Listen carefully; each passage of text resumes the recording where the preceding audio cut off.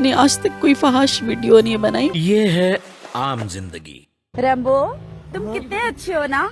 अच्छे कोई नहीं है, दिमाग ना खराब करो, पॉकेट खाली हो गई, मरी लाए अन्ना ही बहुत है, वापस चलिए रैम्बो।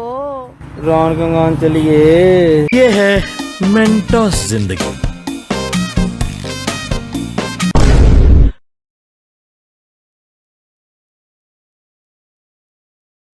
ये वीडियो के स्टार्ट में लड़की और इसके साथ ये बासी केकरस कौन था? वही जिस पर मीनारे पाकिस्तान में जुल्म हुआ था। वो क्यों? इसकी अपनी गलती की वजह से। अरे वो वीडियो तो मैंने भी देखी थी, उसमें लड़की का क्या कसूर है? सब बताऊंगा, मगर उससे पहले उन प्यासे लगड़बगों के बारे में कुछ कहूंगा। क्या? कि बंदा उन वहशी दरिंदों के लिए मेखों वाले स्पेशल चित्र बनाए और गिन कर इन सबको 100 चित्र मारे और 99 पे जाके गिनती ही भूल जाए और फिर दोबारा 0 से स्टार्ट करे। कील वाले चित्र क्यों? ताकि ये लोग कभी कहीं तशरीफ न रख पाएं।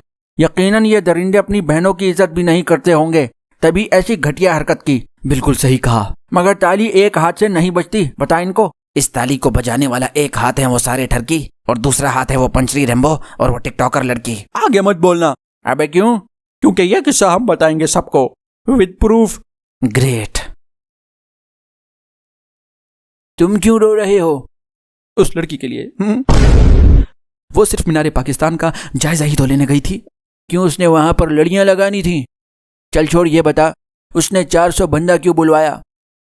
ईद मिलन पार्टी चल रही थी क्या वहां पे? उसने बुलवाया सबको? तो और क्या मेरे अब्बा ने बुलवाया? कैसे बुलवाया?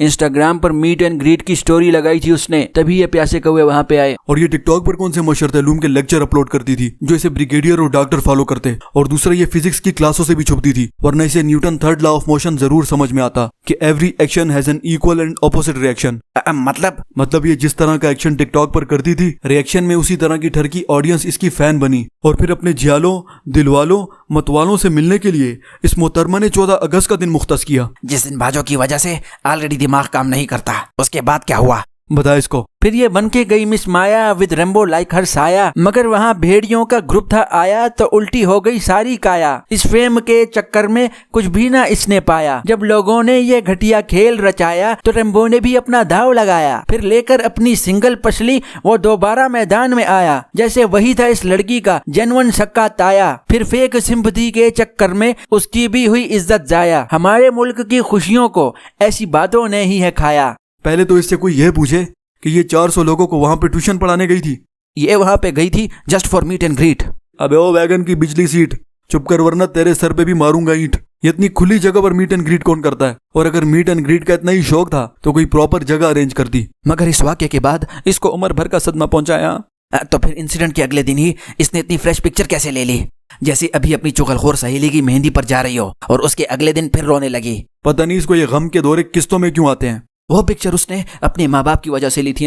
क्या? ये इसने न्यूज में बताया था। अबे अंकल आंटी खुद ही कहते हैं कि शोहरत की सारी बातें हैं झूठ से भरी, हम नहीं मानते इसको अपनी परी। ये देख पहुंचोगे साढ़े बूहे के 10 बंदे दिहाड़ी ਦੇ 7 ਵਾਰੀ ਆਏ ਨੇ, ਸਾਨੂੰ ਤਾਂ ਮਹੱਲੇ 'ਚ ਰਹਿਣ ਜੋਗਾ ਨਹੀਂ ਛੱਡਦੇ ਪਏ। ਤੁਸੀਂ ਵੇਖੋ ਤੇ ਉਹ ਲੜਕੀ ਨੂੰ ਤੁਸੀਂ ਨਹੀਂ ਜਾਣਦੇ? ਨਾ ਮੇਰਾ ਪੁੱਤਰ ਨਾ ਸ਼ਕਲ ਬਾਬਾ ਜੀ ਤੁਸੀਂ ਵੀ ਨਹੀਂ ਜਾਣਦੇ? ਮੈਂ ਵਾਕਫ ਨਾ ਤੋਂ ਵਾਕਫ ਨਾ ਉਹਦੀ ਸ਼ਕਲ ਤੋਂ ਵਾਕਫ। ਸਾਡੇ ਘਰੇ ਏਡਾ ਕੋਈ ਡੀਸੈਂਟ ਬੰਦਾ। झूठी कहीं की, इसने तो वकार जका को भी खत भेजा था। अबे 1930 में बैठा है क्या? व्हाट्सएप किया था। वही तो, क्या उसे भी व्हाट्सएप पर अपनी वीडियो भेजी? तो और क्या सुबह बखैर की दुआ भेजती उसको। ये देख। समझ नहीं आ रहा कि मैं खुशी का इजहार करूं या आपसे गम का इजहार करूं। मेरी एक ज़िंदगी की ख्वाहिश भी थी आपसे मिलने की, मैं आपकी फ़ैन भी हूँ और मुझे पता नहीं था मैं इतनी छोटी सी एज में मैं 14 अगस्त को, ठीक है मैं वहाँ पे खड़ी थी, घूमने गई थी, मैं पाकिस्तान की बच्ची हूँ। एक मिनट, अब देखो क्या भेजा क्या उसने मुझे।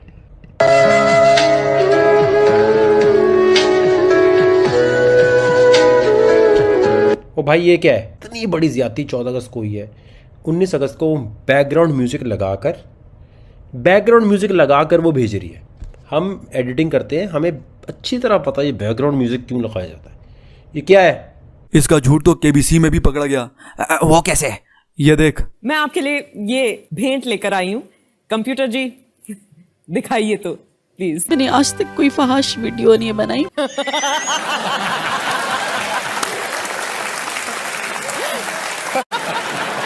दूसरा वाला कंप्यूटर जी जी एक और भी है। देखें। एक्चुअली रैम्बो जो है मेरे छोटे भाइयों की तरह।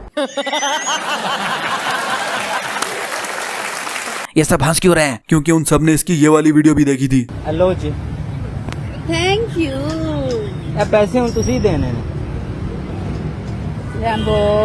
मैं ही दे दियांगा।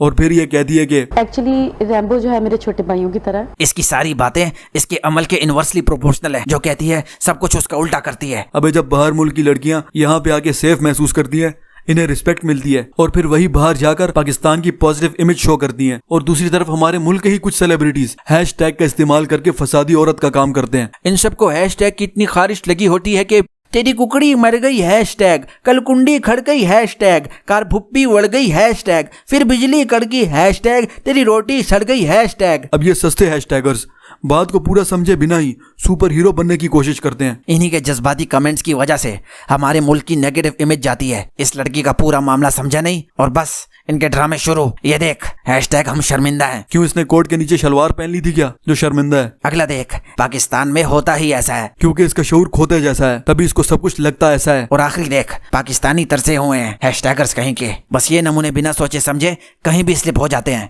चल आखिर में तू क्या पैगाम देना चाहेगा? मैं इन सस्ती शोहरत पाने वालों को यही कहूंगा कि ना छोड़ना तुम लोग हया को अपनी फॉर सच डर्टी फेम, और ना किस्मत देगी तुम सबको अनदेखे से फ्लेम। लोगों के लिए तुम बन जाओगे जस्ट एक टाइम पास गेम, फिर लगाते फिरोगे तुम औरों पर अपनी गलती के ब्लेम। कभी एडजस्ट नहीं हो पाओगे तुम इन इज्जत की फ्रेम। चल बस कर, इतना बहुत है। मगर जाने से पहले मैं सबको कहूंगा कि इंस्टाग्राम पर फॉलो करो और चैनल को सब्सक्राइब करो। मिलते हैं एक नई वीडियो में।